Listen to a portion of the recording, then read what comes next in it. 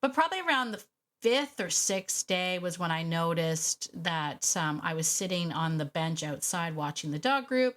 And I looked over and he was sitting on the bench with me, not close enough for me to touch him, but just out of arm's reach. And I remember thinking, oh my gosh, we're getting somewhere. Like he's like near me. And I remember like, don't touch him, Tracy. Like I had to have don't touch him. Like there's just such a pull for us humans, us grabby humans, to like reach out and touch dogs. Like it's just like we just want to touch them. And I was like, oh, I want to make friends with you. Like I wanted to do the typical like smell my hand. Like I didn't. I sat on my hands. I was like, don't do it. You'll ruin everything. Today on the podcast, we are continuing my series on the lessons I learned from the dogs that I loved. Today's story, the story of Levi, the most frightened dog I ever worked with. Let's get into it. Ready to have a calm and peaceful life with your dog without the stress of those fear-based behaviors? Hi, I'm Tracy, and I've been there, overwhelmed by all the conflicting dog training advice and unsure of what to do next. But now I help dog lovers like you simplify your life with your dog by building confidence naturally, fostering trust, and addressing those fear-based challenges. So, if you're ready, stop chopping those chicken wieners and let's get to it.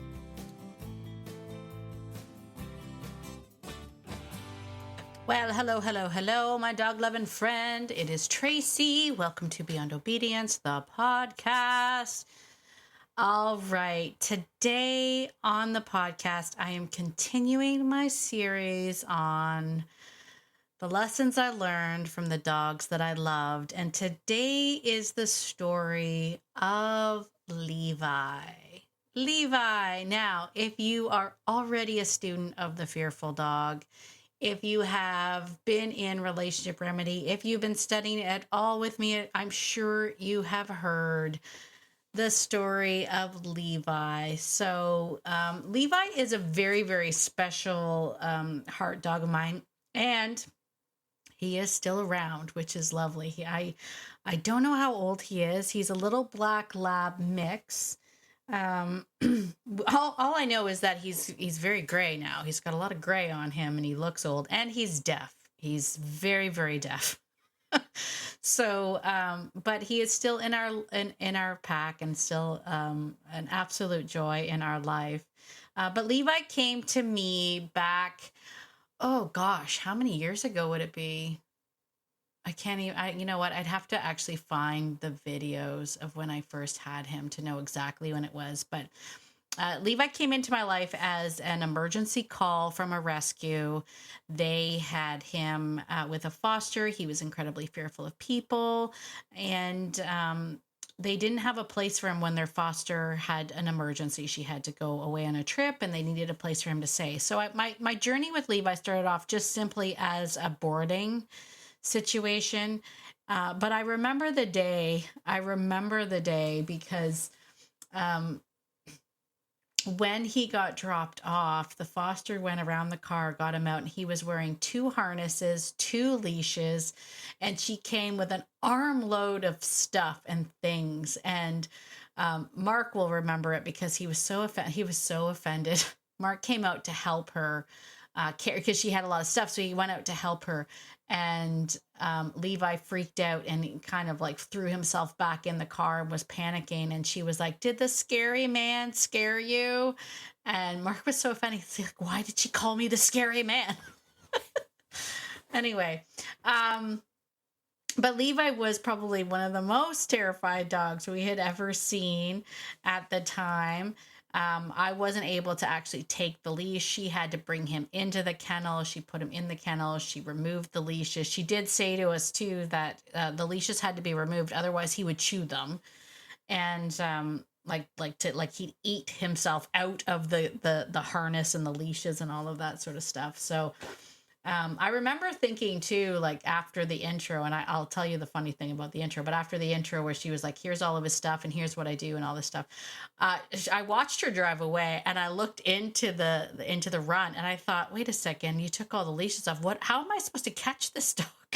Like, what am I supposed to do with this dog? But anyway, I laugh now because when she dropped him off, she was just such a like she was a very very kind, and obviously she really like cared for Levi, um, and she had been doing a lot of stuff for him to try to ease his anxieties and his fears. So she literally handed me this box, and it was full of calming cookies and um the what's that thing, like things that you plug into the wall with the pheromones that's supposed to help calm them down.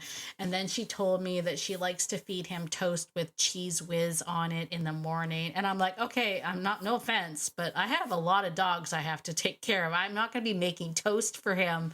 And she's like, well, he really likes it.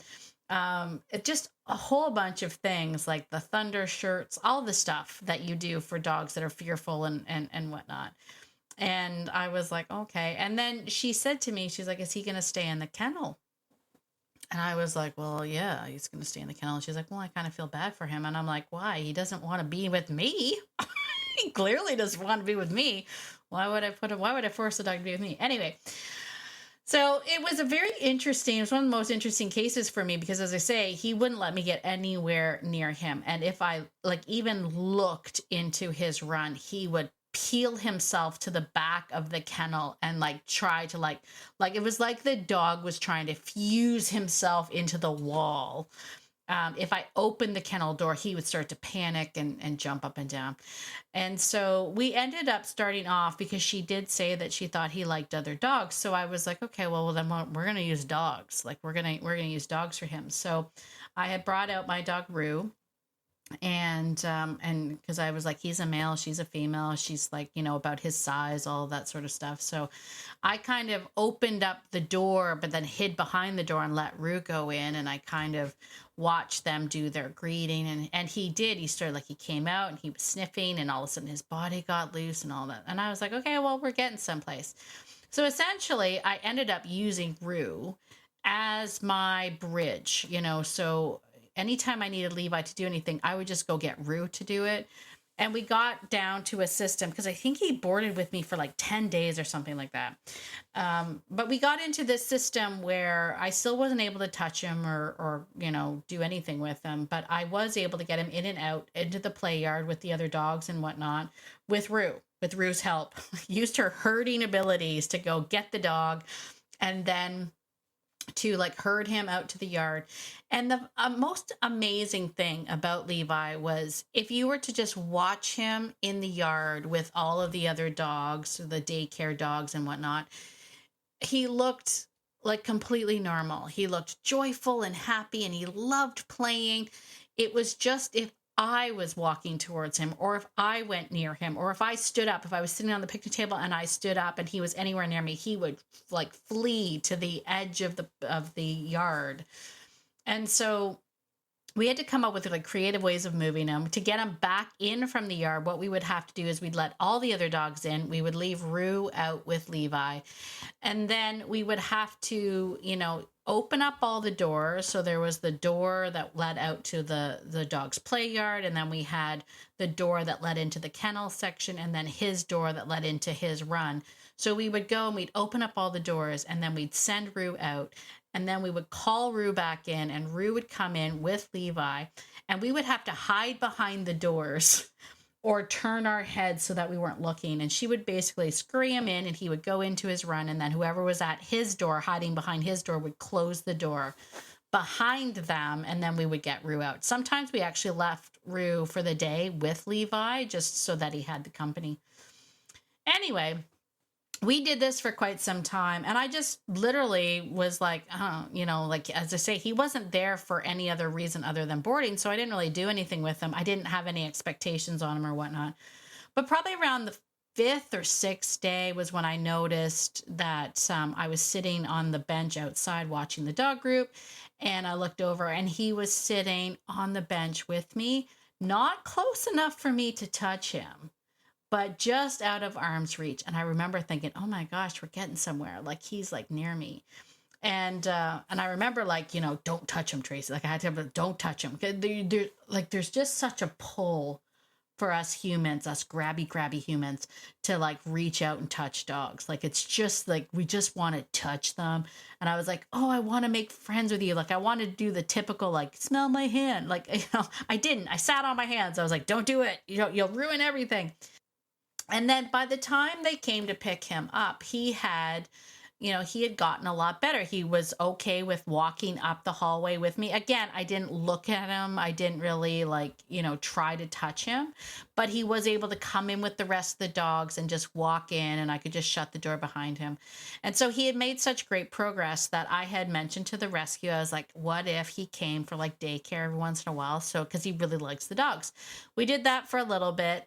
But I'm like, it really isn't enough. So then I extended the offer. I'm like, pro bono, what if I did a 2-week board and train with him? And we just started really working with him because he's doing so well. The 2-week board and train ended up being a 4-week board and train just because it takes time, right? But he was progressing so well. But then he would go back, and the rescue was trying to adopt him out, so they would take him to Adopt Me events, and he wouldn't do well, so he would what's the word I'm looking for? I digress. No, that's not. He would regress. Yes, that's a word. Is that a word? It is now. Anyway, and so they would like the rescue would call me, and they're like, he did terrible, and I'm like, yeah, he's not there yet. Like he's not ready for that. Like but I get it, right? Like, I don't get me wrong. I was in no way dissing the rescue. I get it. The problems that rescues have is that taking care of dogs is expensive. Like, although I was doing it pro bono, they still had to take care of his veterinary care. They still had to take care of his food. They really needed him to be in a home, right? Like they needed that. They needed someone else to be paying for everything. And so there's a pressure on them to not only find a right home, but to like move the dogs through. He's also taking up a spot, blah, blah, blah, blah, blah. Right. So I get it. But I was like, they would see him with me and with my dogs. Like I was able to take him into the pet stores, and I was able to take him into town, and I always had him with my pack. They were literally like his buffering comfort zone. Like they became sort of everything for him. But take him out of that environment and try to do it and put him into like an adoption sort of setting where people are like, oh, looking in his face and trying to pet him and trying to do all that stuff. He would not do well. And so I still remember it too, because I was sitting on my back deck, and back then I used to drink Palm-tinis. Does anyone remember Palm-tinis? They were like a pomegranate. Was it like a vodka drink or something? I don't know. They were my absolute favorite. I used to, at the end of the day, I used to love sitting on my deck, and my horses were there, and my dogs would be on the deck, and I could watch the horses, and I'd have a Palm-tini. Oh, so nice. Then they discontinued them, and I'm like, that's an outrage. Literally, I'm like sitting now looking like dreaming of Palm-tinis. But anyway, I still remember it because I was on the deck. I was with my dogs, and I was like having my Palm-tini, and the rescue called, and they were look, Tracy, we need a timeline.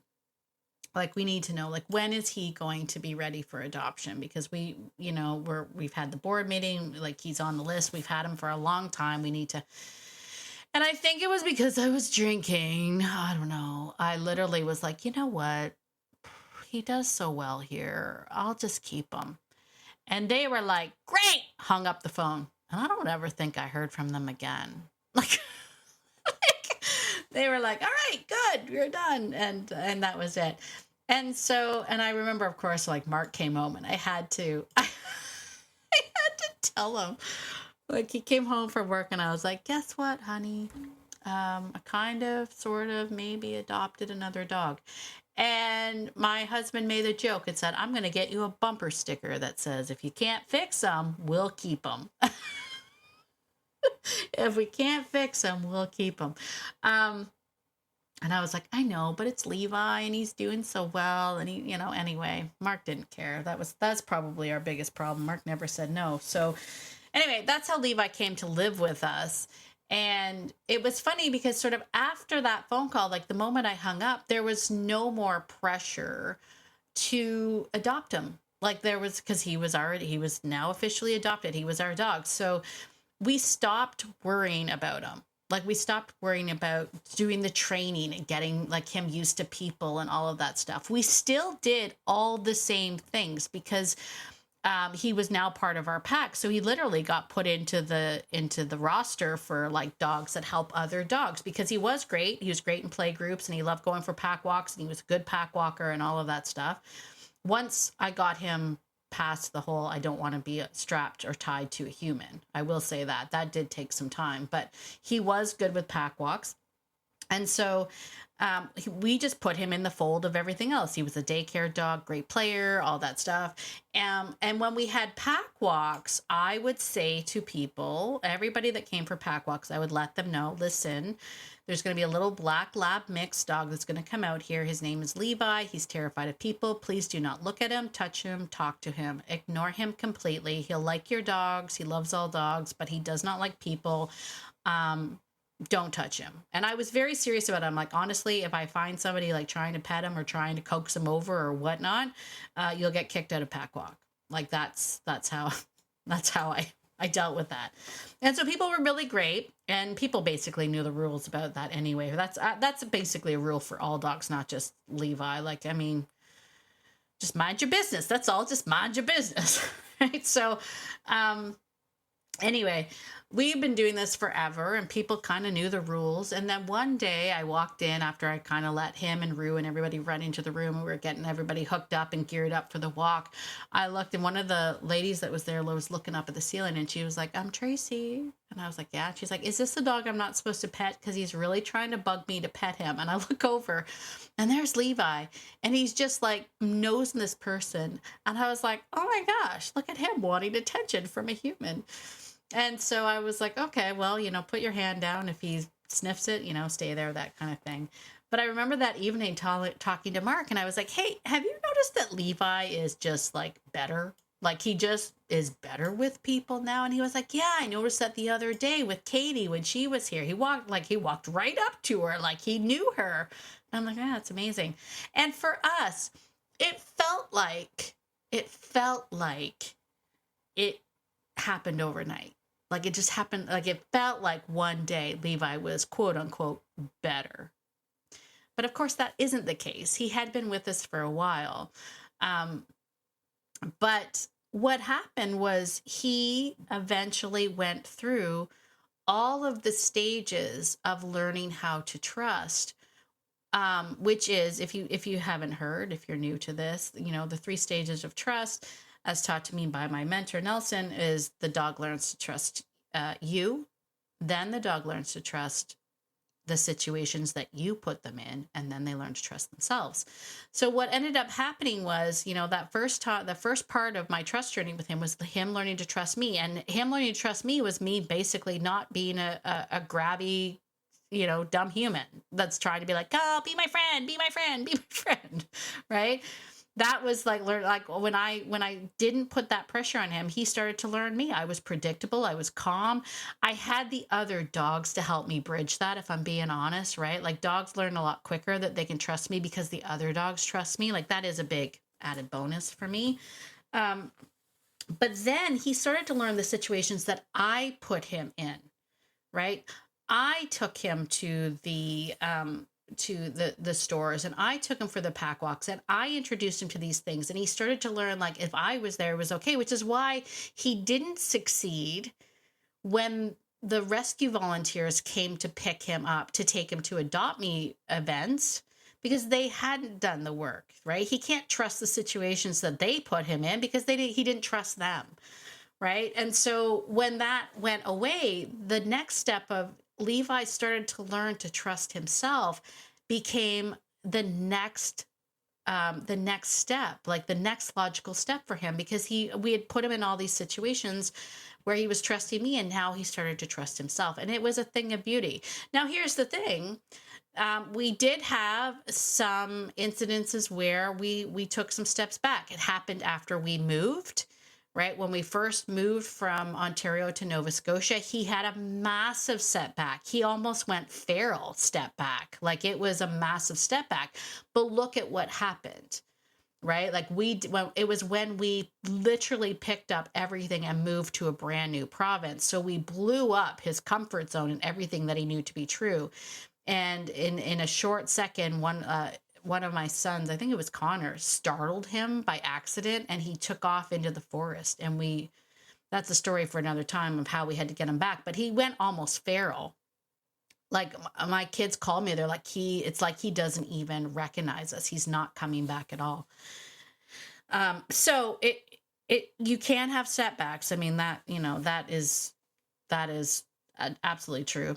But the greatest lesson that was learned from all of this, and probably one of the lessons that I really have to repeat a lot and talk a lot about when I'm helping people inside the Fearful Dog Fearless Framework program, is the idea that you have to remove timelines. The biggest gift that you can give a fearful dog is the gift of time, meaning there's no timeline. We don't have to have this done by a certain time. That is where Levi all of a sudden thrived, right? As soon as he was adopted by us, the moment he was adopted, like I hung up that phone and I literally was like, oh, thankfully I don't have to do all that stuff anymore.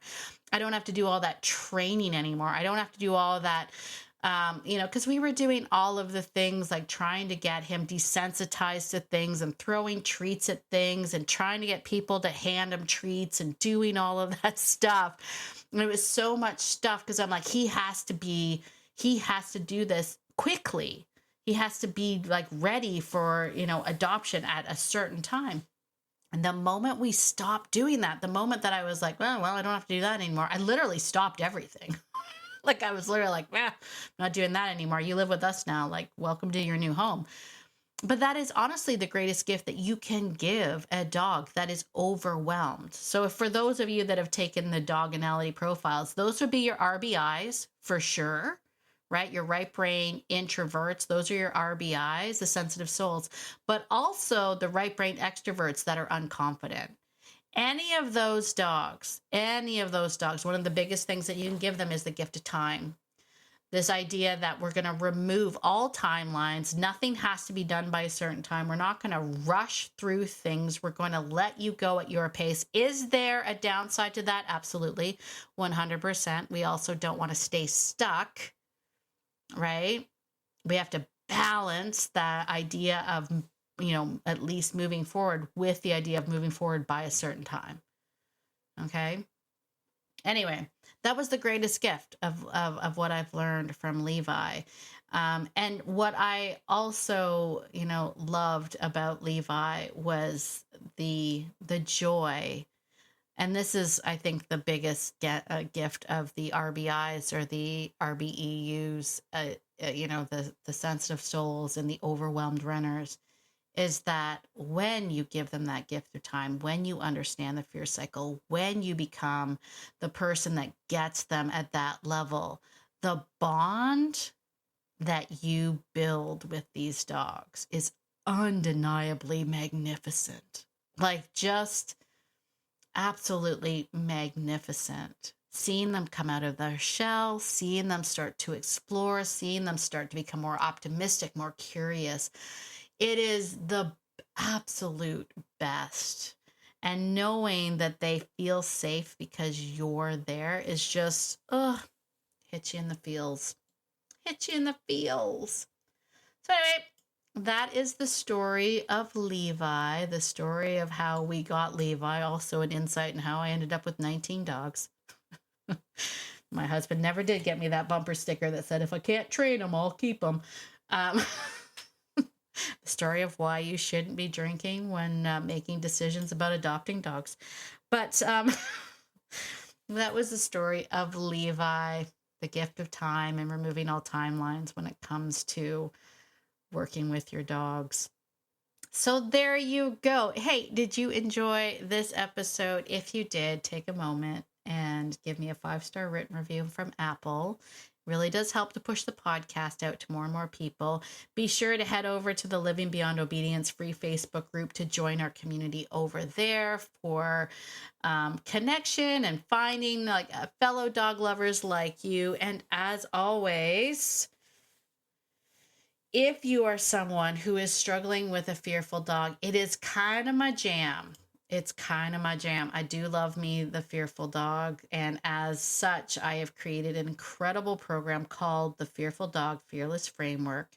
We have the most unbelievable community of the most amazing people you'll ever want to meet. So if you were looking for not only a program to help you understand your dog, but a community of incredible people to help you. We meet once a month for Q&A. We do all sorts of fun things over in the Fearful Dog. It too is at a ridiculously low introductory price.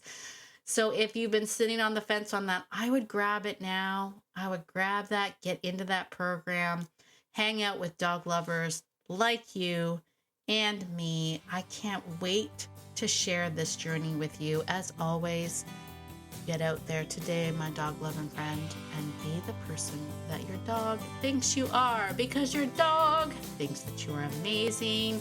And so do I. Have a fantastic day, and I will see you in the next episode.